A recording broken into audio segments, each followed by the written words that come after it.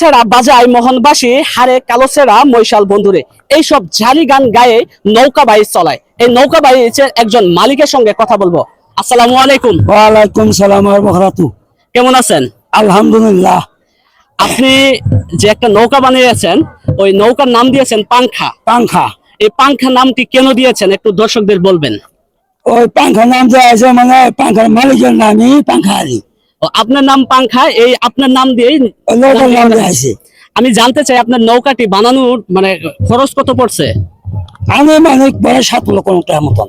7 লক্ষ টাকা 7 খরচ লক্ষ হয়েছে। খরচ। কয় বছর আগে বানিয়েছেন? 2 বছর। 2 বছর। প্রথম বছর কোথায় কোথায় খেলছেন একটু বলবেন। প্রথম বছর খেলছি সাজিমারা এবং শস্যবাড়ি। ও, সাজিমারা এই মাঠেও খেলছেন? না, ওই মাঠে। ওই মাঠে। ওই মাঠে। তো গত বছর মানে আপনি পুরস্কার কয়টা পেয়েছিলেন? পুরস্কার সাজিমারা মেলায় ঠকছিলাম, শস্যবাড়ি মেলা ফার্স্ট হয়েছি। দুটো মেলা খেলছি, একটা হারছে একটা জিতছি। জিতছেন। তো এবারও কি আপনার মানে আশাটা কি? আশা করে যে কটা মেলা খেলবো ইনশাল্লাহ সব জিতবো ইনশাল্লাহ। সুপ্রিয় দর্শক মন্ডলী, আমি যেখানে যাই সেখানে কিন্তু একটি কথাই শুনতে পাই।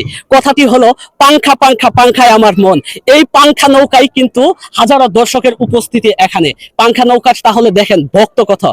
তো দর্শকদের উদ্দেশ্য কিছু বলেন। আল্লাহ রহম নৌকা বানছি, এলাকা জুড়ে বানছি। আর আমার এলাকা এবং পাশে এলাকা 2-4 এলাকা মিলিয়ে আমার নৌকার খুব ভক্ত যে ইনশাল্লাহ পাংখা নৌকা জিতবে। যে আমি যত এই মাঠে মানে যে কোনো জায়গায় মানে যেখানে গিয়ে খেলবে যায় সেখানে আমার ভক্ত পাংখা জিতবে। আরেকটি কথা শুনতে চাই শেষ মুহূর্তে এসে, আপনার বয়স কত? বয়স 50-এর উপরে। 50-এর উপরে। আলহামদুলিল্লাহ। দেখেন একজন মানুষের 50 বছরের উপরে যেখানে মানে উনি বসে থাকার কথা, কিন্তু সেখানে যুবকদেরকে বিনোদন দিয়ে যাচ্ছেন। তো আসলে এই বিনোদনটা দেওয়ার উদ্দেশ্যটা কি? এরা এলাকার ফুর্তি, পোলাপানের ফুর্তি। পোলাপানের ফুর্তি করলে আমার আনন্দ, পোলাপানের আনন্দ, এলাকার মানুষের আনন্দ। এই নৌকা বাদে আরো 2টা নৌকা বাঁচছিলাম। এটা আমার 3টে নৌকা হল। 3টে একই নাম দিয়েছিলেন? একই নাম দিয়েছিলাম, আমি পাংখাই। পাংখাই না? তো আপনার জন্য শুভকামনা। এবং খালি মই খেলে, নৌকা খেলে না, আমি মইও খেলাই। মইও খেলান? আশা করি মইও খেলাই অনেক 30টা আমি ফার্স্ট প্রাইজ পেয়েছি। 30টে?